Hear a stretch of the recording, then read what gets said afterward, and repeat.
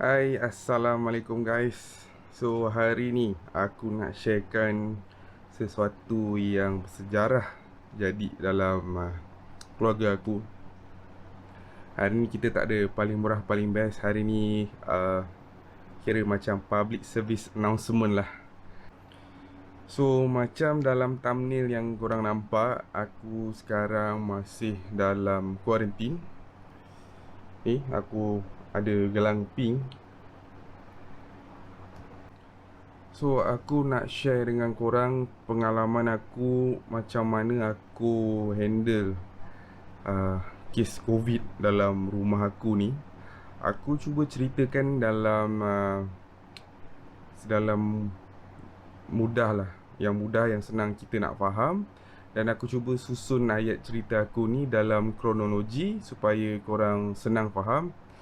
Dan pada penghujung video ni, aku harap korang boleh gunakan pengalaman aku ni. Aku tak minta lah korang kena COVID, tapi andai kata saudara mara korang ke ataupun kawan korang, korang boleh guna pengalaman yang aku ada ni untuk menguruskan kes-kes diorang ni. So aku harap video ni berbaloi untuk korang tengok sampai habis. Aku rasa dalam 10 hari lepas kot, ataupun 11 hari lepas, macam tu lah. Ayah aku dia dah terima first dose vaksin dia dalam hujung bulan 6 macam tu. So bila dia dah dapat vaksin tu, aku pun cubalah untuk monitor dia, monitor kesihatan dia macam mana apa semua. Awal-awal tak ada apa, semua okey. And then selang hari ketiga macam tu kot, dia mula demam. So lepas 3 hari ayah aku demam. So aku ingatkan dia demam sebab ambil vaksin. Tapi lepas 2-3 hari tu macam demam dia tak baik-baik lagi. So ayah aku rasa macam tak sedap hati, tak sedap badan. So dia nak buat lah COVID test. Dia nak buat yang antigen, RTK, bukan PCR lah. So bila dia dah buat test tu, dia dapat result, dia positif. So di sinilah mulanya titik permulaan macam mana aku handle lah benda ni. Okay. So lepas aku tahu ayah aku kena COVID, of course lah kita akan macam panik dan gelabah. Jadi aku cuba tenangkan diri aku. Apa yang aku buat adalah aku bawa semua orang dalam rumah ni pergi buat COVID test RTK. Sebabnya masa tu mak aku pun dah ada simptom, dia dah demam. And then aku pun dah mula badan tak sihat. So aku bawa pergi COVID test dekat klinik.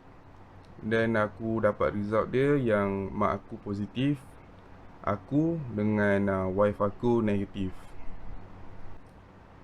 So bila aku dah dapat macam tu, aku terfikirlah kan, apa next step untuk aku buat, untuk parent aku, mak dan ayah aku dorang, sebab dorang positif dan aku dengan wife aku negatif. Tapi aku dengan wife aku close contact. So apa next step daripada sini?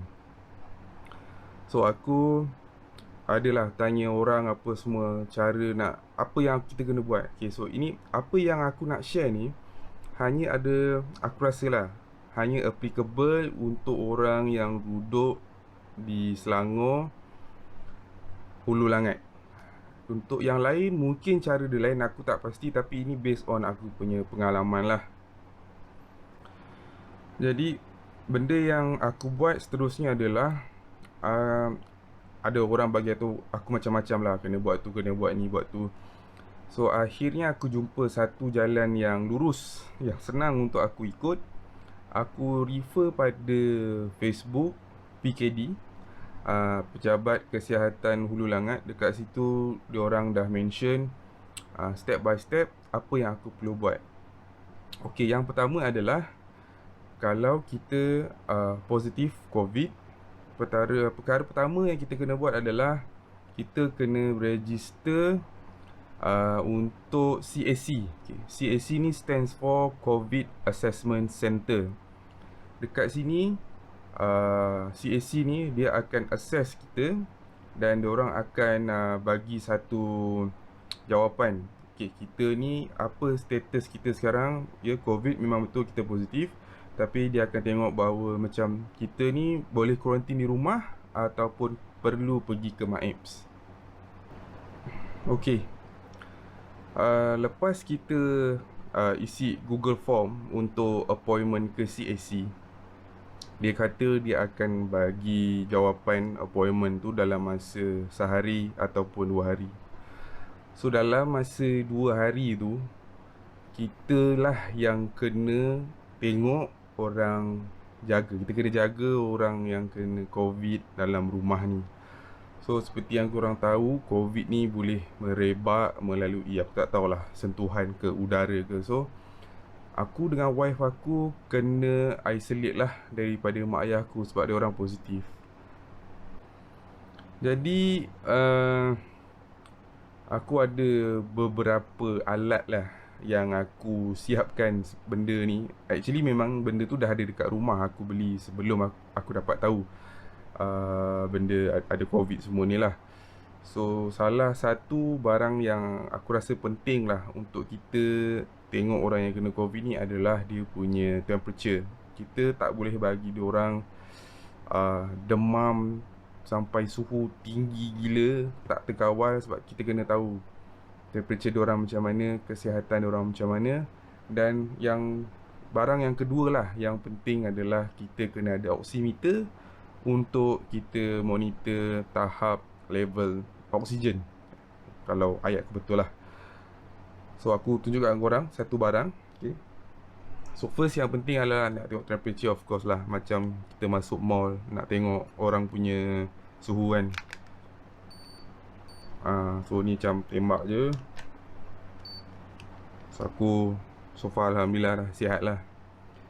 And then kedua adalah alat yang aku sebut tadi adalah untuk tengok tahap oksigen dalam badan kita. So benda ni dipanggil oximeter. So basically benda ni just letak kat jari, and then kita boleh tahulah kita punya oksigen dalam badan adalah berapa. So benda ni penting sebab seperti yang kita tahu, COVID dia akan menyerang kita punya, bukanlah, tak tahu lah ayat tu betul ke tak, tapi dia akan menyerang kita punya pernafasan. So kita kena tahu tahap oksigen diorang macam mana, dan caranya adalah menggunakan oximeter. So aku akan cuba tinggalkan link untuk barang-barang berkaitan yang aku cerita dekat dalam ni, link semualah. So oximeter ni aku tengok dekat apa orang kata farmasi. Benda tu dalam 100 lebih lah, dalam RM150 ke RM108 macam tu.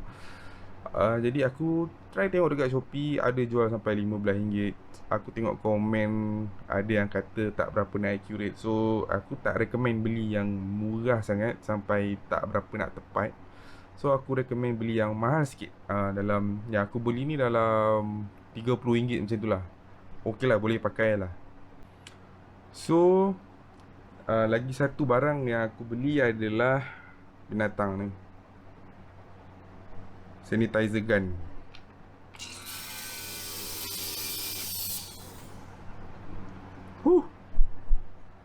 So sanitizer gun ni penting sebab kita nak bunuh kuman yang ada dekat dalam rumah lah. Sebab ayah dan mak aku positif dan aku dan isteri aku negatif. Jadi kita orang kena duduk asing, tapi kita tak tahu virus tu ada kat mana-mana. So itu salah satu cara untuk aku mengurangkanlah risiko untuk aku kena COVID. Jadi okay, semua barang dah ada untuk aku prepare nak jaga parent aku. So sementara nak tunggu appointment tu, aku sentiasa monitor mak ayah aku dalam 4 jam sekali. Aku akan check temperature. Kalau panas, bagi diorang Panadol, lap badan diorang, check oksigen diorang apa semua. Okay, ini in case of emergency. Okay, dalam waktu kita jaga orang yang kena COVID dan sementara kita tunggu appointment untuk pergi CAC, satu information yang aku dapat daripada PKD adalah Diorang untuk area Hulu Langat diorang sediakan 2 hospital yang diorang kata hospital hybrid untuk handle kes COVID, which is Hospital Ampang dan juga Hospital Serdang. So dekat sini sebenarnya aku tak pasti apa kelebihan hospital hybrid ni. Mungkin diorang ada lebih kelengkapan untuk handle kes-kes COVID. Tapi sebenarnya korang pergi mana-mana hospital pun, hospital kerajaan, diorang boleh handle kes COVID. Tapi make sure korang pergi ke bahagian emergency lah. So bila aku dah monitor mak ayah aku, and then tiba-tiba ini memang orang kata heartbreaking lah. Heartbreaking lah. Kita tengok ayah kita menggigil, tak tahan apa semua kan. Badan dia panas apa semua. Jadi bila aku check, temperature dia memang dekat 39. And then oksigen dia pun dah drop. Okay, dah drop. So aku memang dah cuak dah time tu. So macam aku cakap dengan korang tadi, diorang dah kata kalau ada emergency untuk kes COVID, kita boleh terus pergi ke bahagian emergency hospital. Dan hospital hybrid yang diorang sediakan adalah di Serdang dan juga hospital Ampang. So aku try untuk call ambulance. Okay, ini part yang agak sedih lah. Aku call ambulance untuk minta bantuan untuk bawa ayah aku ke hospital. And then diorang tanyalah apa semua. And then aku bagi tahu lah ayah aku punya temperature tinggi dan dia positif COVID dan oksigen dia drop below 94, which is agak merisaukan. And then jawapan yang aku tak salahkan siapa-siapa benda ni. Tapi jawapan yang aku terima adalah ambulans hanya tinggal satu. Dan dia kata ambulans bukan handle kes COVID sahaja, tapi diorang juga akan handle kes-kes yang lain yang dia kata kat situ lebih penting. So bila aku tanya, okey, faham, memang sekarang situasi Malaysia memang agak teruk dengan COVID. So aku tanyalah based on experience dia, berapa lama ambulans boleh sampai untuk ambil ayah aku. Dia kata dalam 4 hingga 5 jam. Aku macam terkejut juga aku dengar. Tapi tak apa, aku relax. Aku cakap dengan orang tu, okey, tak apa, saya cancel request untuk ambulans, saya nak hantar sendiri. And then dia bagilah arahan. Dia cakap dengan aku, okey, dia tanya, cik negatif ke? Cakap, ya, saya negatif, ayah saya positif. Okey, masa nak hantar, dia kata kereta buka tingkap supaya ada pengudaraan. Lepas tu ayah duduk di belakang dan saya drive. Of course saya duduk depan lah untuk mengurangkan kadar risiko untuk aku pula yang kena. And then dia kata terus bawa kereta pergi ke bahagian emergency dan bagi tahu keadaan dia macam ni. Dan diorang daripada situ, pihak hospital akan ambil alih lah kes tu. Jadi aku pun bawa lah ayah aku pergi ke hospital Serdang. And then proses dia agak laju. Dan ayah aku terus kena masuk dan aku kena tinggalkanlah ayah aku sebab tak boleh tunggu kan, bagi emergency aku balik.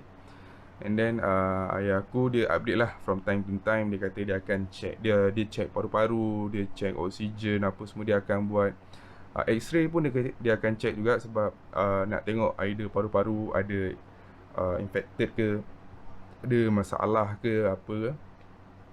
So aku hantar ayah aku petang dalam tengah hari macam tu. And then the next day-nya awal gak lah, dalam pukul 6 pagi macam tu, doktor kata ayah saya, dia cakap nak balik ataupun nak tunggu di hospital. Sebabnya kenapa dia tanya adalah katil tak cukup.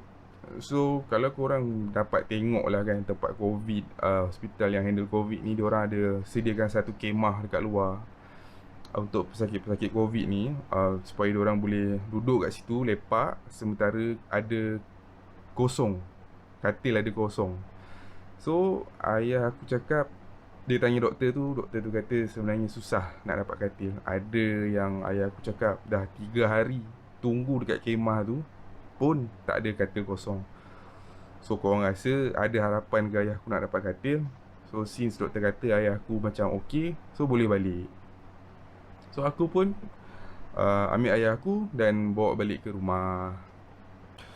Oh, aku lupa nak cakap, lepas kita dapat test positif COVID yang kita buat dekat klinik tu, diorang akan update. Aku tak tahu, mungkin kerajaan ada sistem dia sendiri. Klinik ni dia akan tolong update bagi pihak kita, bagi tahu yang kita akan yang kita ni positif.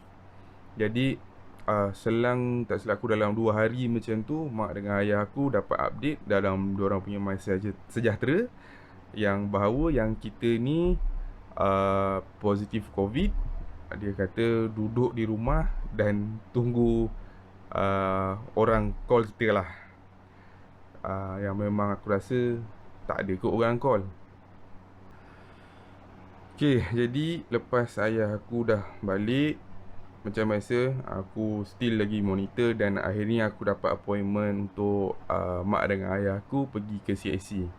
Tapi sayangnya appointment mak aku dapat hari Isnin, ayah aku dapat hari Selasa. So aku macam malas nak buat dua kerja. So aku decide untuk bawa je ayah aku dengan mak aku sekali ikut appointment mak aku. Okay, so ini part yang agak terkejut sebenarnya bagi aku. So aku buat appointment di CAC Kajang Utama. So aku fikir bila kau dah dapat appointment, kau tak perlu beratur, sebab kau nak tunggu appointment pun 2 hari. So bila dapat appointment, aku pun pergilah dengan harapan datang, walk in, check dan boleh balik lah.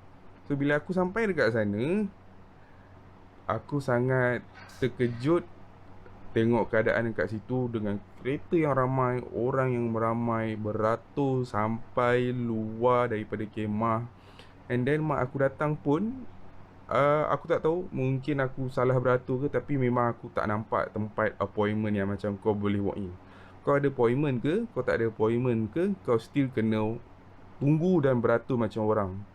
So korang bayangkan mak dengan ayahku yang dah tak sihat kena beratur, berdiri di tengah panas, nak tunggu masa untuk orang check kita, untuk assess.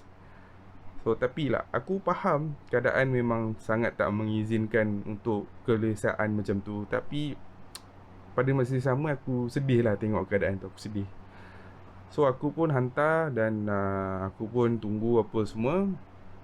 And then diorang pun check. And then diorang decide untuk bawa mak ayah aku pergi ke MAIPS untuk quarantine. Sebab oksigen level untuk mak dengan ayah aku dah drop below 90, which is diorang perlukan oksigen gas untuk bernafas. Kalau tak, oksigen diorang akan kurang.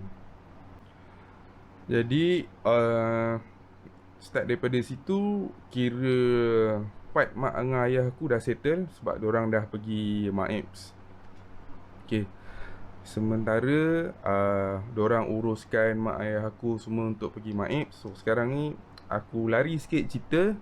Aku nak ceritakan pasal macam mana nak handle untuk kes aku pula dengan wife aku, sebab kita orang close contact.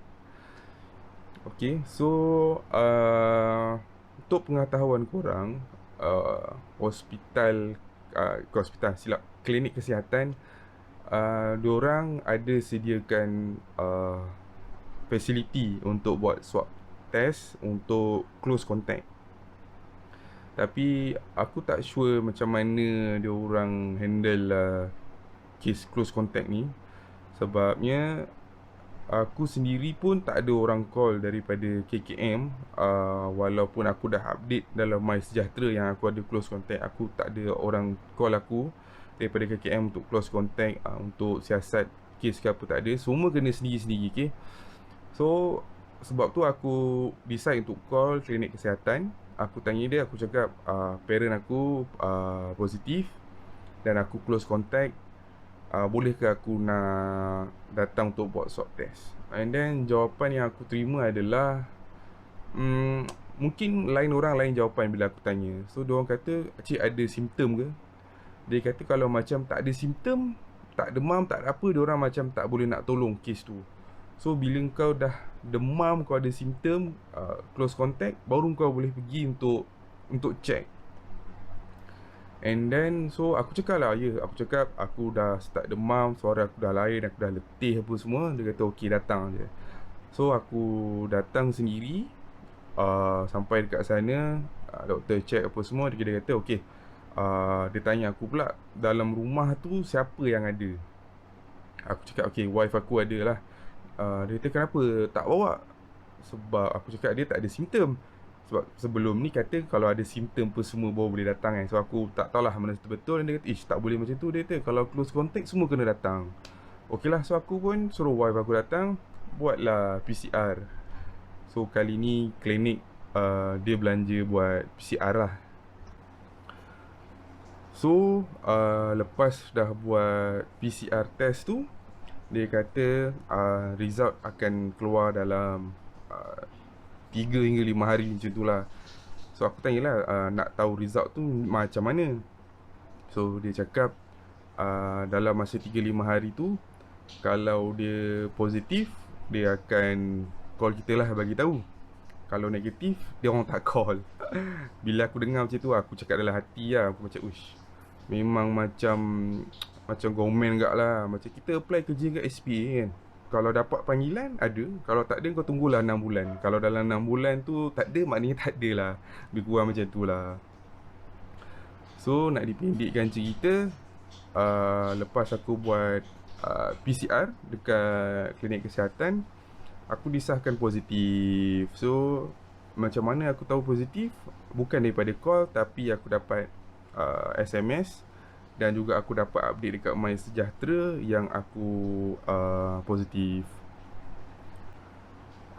Okay, sekarang ni okay, masa nak tunggu result tu dia keluar, doktor tu cakap aku kena pergi ke PKD, Pejabat Hulu Langat, Pejabat Kesihatan Daerah Hulu Langat. Dia ada dekat stesen bas Kajang yang ada KWSP tu, untuk dapatkan gelang. So gelang ni adalah kiranya sebagai bukti yang kita ni close contact dan kita quarantine di rumah. So untuk pengetahuan korang, PKD ni diorang akan bagi kita gelang pink dan juga macam isi borang macam tu lah. So aku dengan wife aku kena pergi sana untuk dapatkan gelang quarantine ni lah.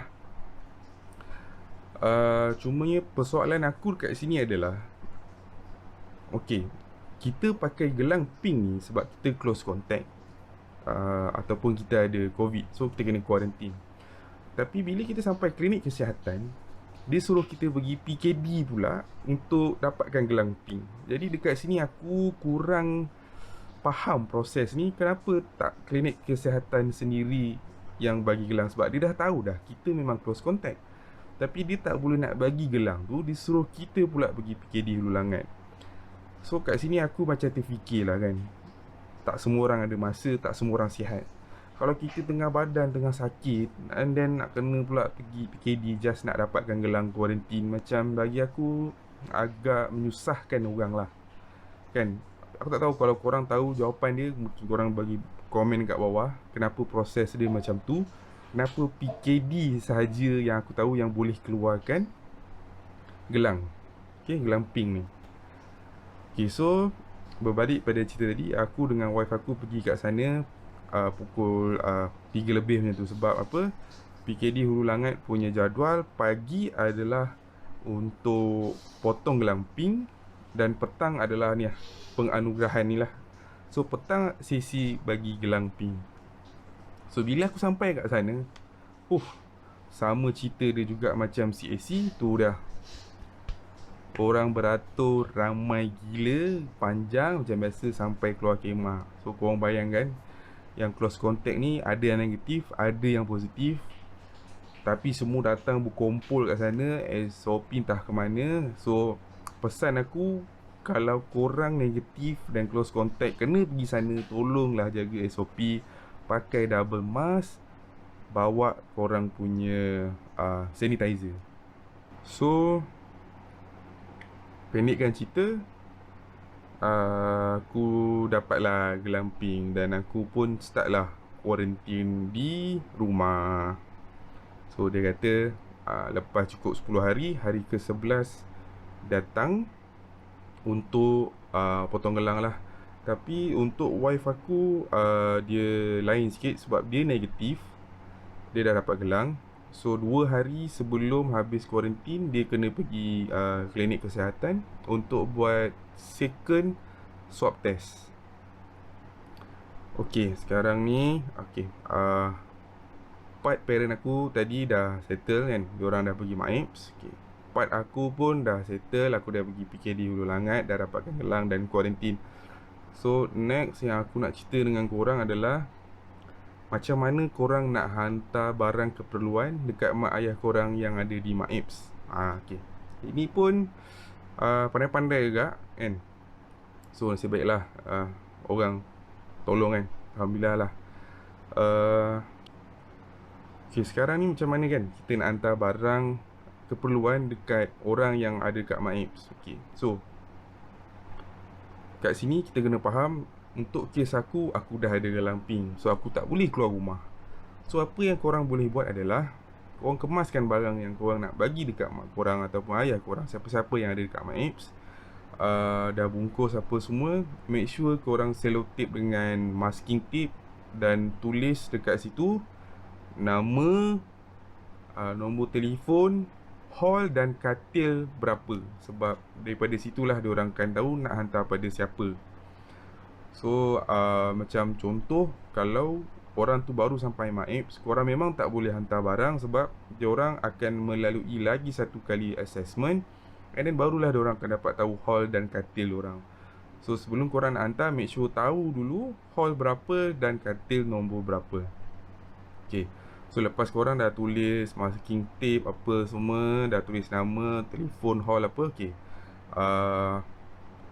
minta tolong siapa-siapa untuk ambilkan bag tu dan hantar ke MAIPS lah. So make sure korang sanitize bag tu dulu. Sebab macam kes aku dah positif. So kau tahu aku dah sentuh-sentuh bag apa semua, and then nak bagi orang yang negatif kan, dia tolong kita, dia pula kena. So aku ada yang macam aku cakap tadi, aku kan ada pistol ni. So memang aku akan sentiasa sanitize barang-barang tu lah sebelum aku pass dekat orang. Jadi masa nak hantar tu, okay, korang kena tahu diorang ni, apa yang aku tahulah ya, daripada apa abang aku cerita, diorang cuma terima beg ataupun benda yang kita nak hantar daripada pagi, dan waktu tutup dia adalah pukul 6 petang. So kalau korang dah sampai kat MAIPS, sebenarnya agak susah korang nak jumpa tempat yang nak masuk tu. Sebab dia macam tak ada tanda jalan apa semualah. Jadi apa yang aku tahu adalah tips and tricks dia, okay? Bila korang sampai dekat pintu MAIPS tu, ada park guard, korang berhenti tepi, korang tunggu ambulan.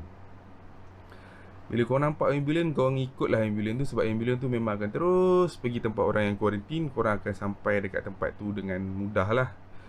Tapi andai kata lah korang dah tunggu, ambulan pun tak ada, yang aku tahu adalah korang ikut signboard yang ada tulis kat situ staging area.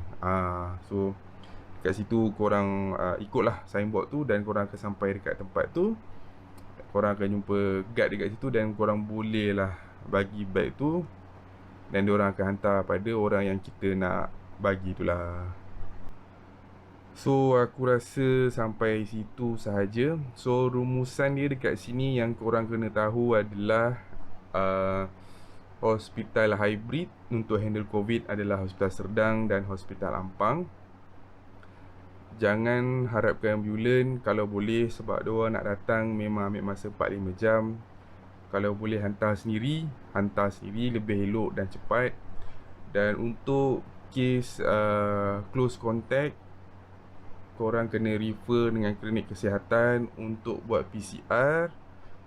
Dan jangan lupa juga pergi ke PKD untuk dapatkan gelang PIN untuk kuarantin. Sebabnya aku tanya doktor tu, masa aku kat klinik kesihatan, aku minta MC sebab yelah kita tak sihat kan, kita nak minta MC. So doktor kata tak perlu MC. Apa yang cik perlukan adalah gelang ni. So gelang ni lah adalah korang punya MC, bukti bahawa korang dalam kuarantin dan korang tak sihat. And then apa yang korang perlu ingat adalah pergi dekat CSC, kena isi borang. Tapi aku tak harapkan lah appointment tu betul-betul appointment lah. So bagi aku better korang isi je borang, and then the next day tu terus je lah bawa siapa-siapalah untuk buat assessment tu. Bawa lah payung sebab mungkin kena berdiri lama, panjang, tempat tu panas, tak selesa. Bawa lah air ataupun roti ke apa kalau lapar. Be prepared lah untuk pergi ke sana. And then sekarang ni mak ayah aku masih lagi di Maips. Dan mak aku dah pun dipindahkan ke hospital sebab dia masih perlukan gas oksigen untuk bernafas. Dan aku alhamdulillah makin sihat. So aku harap video ni dapat membantu korang based on pengalaman aku.